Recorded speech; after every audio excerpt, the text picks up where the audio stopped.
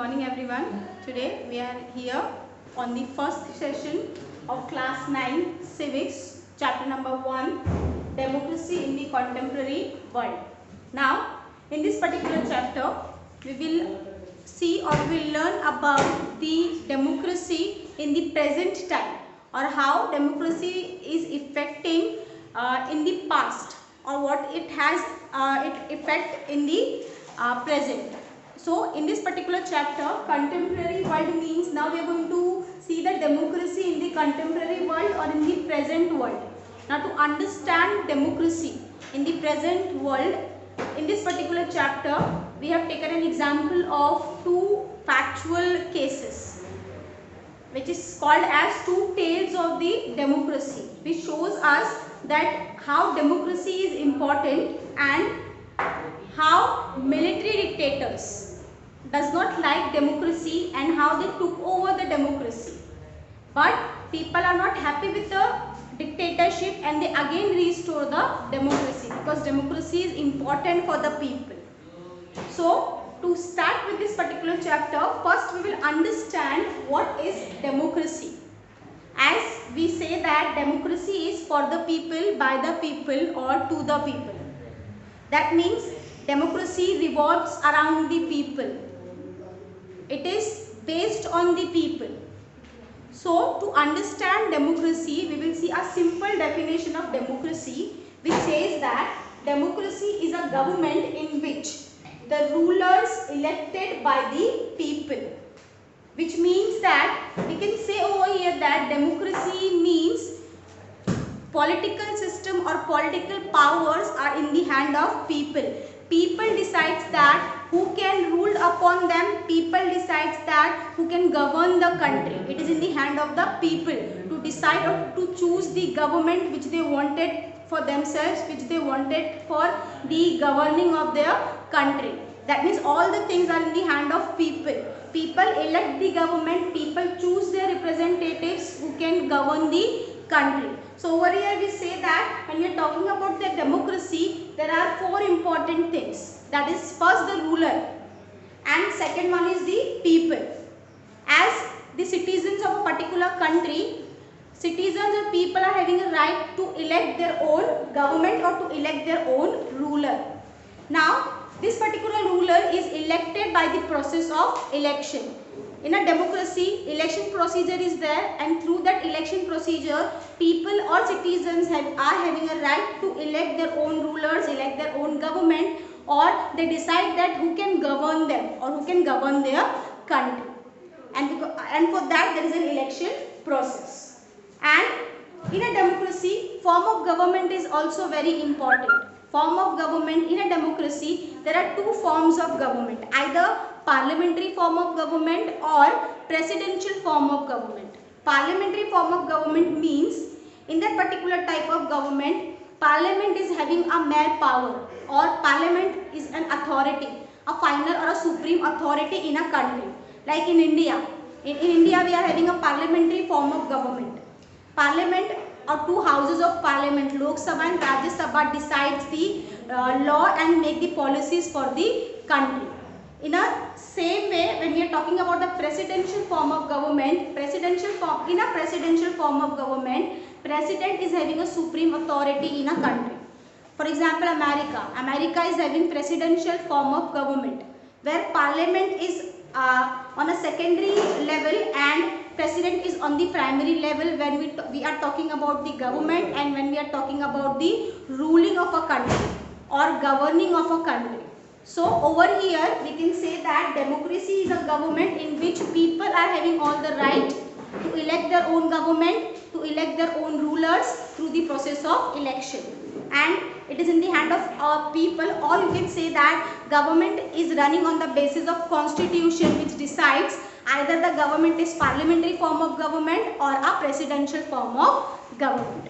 Now to understand the democracy in a better way, or to understand the democracy in the contemporary world in a better way, we are having two tales of democracy. First are two factual examples or two factual case studies of a democracy. First we will start with military coup of 1973 in Chile, in South America. That was our first case study.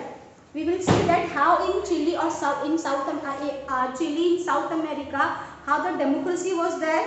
Then again democracy was overthrown by the military, and again people restored that democracy. How they put an effort to restore that democracy.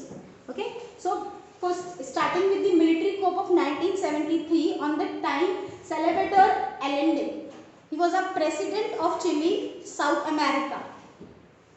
He is the founder of Socialist Party in Chile, South America. He found a socialist party, and through elections, people elect him as a president in 1970. And in 1970, he won the presidential election, and he becomes the president of the Chile. And after becoming the president, or after declaring a country as a democratic country, he made many reforms for the people, or for the benefit of the people, or for the welfare of the people. We will see what are those reforms. He gave free education or free milk for children. He wanted to give knowledge to children. He wanted to encourage education amongst the children. He wanted to encourage health among the people. For that, he decided to give free education to children and free milk for the children. And he also decided to redistribute the land amongst the farmers, because on that time there are many farmers who are landless. They don't have any land to work, and there are many rich people or landlords who are having much more land. So what he did, he redistribute the land amongst the landless farmers who don't have land. And all his policies are the betterment of or welfare of the people, but these policies are not liked by the landlords due to redistribution of land. The policy is not liked by the church, because all the powers goes into the hand of president, as it is a presidential form of government or democratic form of government. Rich people also oppose the policy, because all these people are getting getting lost because of the reforms which Salvador Allende has been taken to improve the condition of the people in Chile. So, because of these reforms, many people are there who are opposing the presidential rule of the Salvador Allende, and because of which what happens? Because of the many controversies or conspiracies or conflict between the rich landlords or rich people or with the president, military took the advantage of them. And military on morning 11th September 1973, Salvador Allende gave his last speech to the people by saying that he wanted to sacrifice himself for a democracy. And he says people that restore the democracy. He says people to save the democracy. And why he has done so? Because military took over the power on that time. And military asked president to resign or to leave the country. But he refuses to accept the power of military. And he gave his last speech to people to save the democracy. Because of which President House was bombed by the military, and he died in that. And after the death of the president, democracy was finished, or democracy got eliminated from the Chile. And on September 11, 1973, military General Augusto Pinochet led the military coup. That means there was a military dictatorship in Chile on that time, on September 11, 1973. So over here we can see that in 1970, Salvador Allende has found democracy, found socialist party in Chile, and he declared Chile as a democratic country. And after declaring Chile as a democratic country, he became the president of the Chile in 1970. And after becoming the president from 1970 to 1973, he took many reforms for the betterment of the people, or for the welfare of the people. And his reforms has not been liked by the landlords, church and rich people. They tried to oppose the president, and with this conspiracy or conflict, military took the advantage. Or on 11 September 1973, military asked president to resign, but president refused that. bombed the president's house and president died. Or on 11th September 1973, military dictatorship by General Augusto Pinochet, the military coup was started in Chile. Now moving further, we will see that as on 11th September 1973, military general Augusto Pinochet led the military coup. Pinochet became the president of the country and military dictatorship started in a country on 11th September 1973. We have seen that on 1970, Salvador Allende, he decided to make Chile as a democratic country. Elections would happen and he became the president of the Chile in 1970. After 3 years, because of his reforms, many people, rich people or landlords opposed him, and due to this conspiracy and conflict, military took the power. And when the president Allende refused to resign or leave the country, military bombed the president's house and he was died in that. And after that, Pinochet, the general of the military, becomes the president of the country. He ruled there for next 17 years. That means 17 years there was a military dictatorship in Chile. And in that military dictatorship, people have no right to say anything. People have given no rights. All the rights are in the hand of military general Pinochet.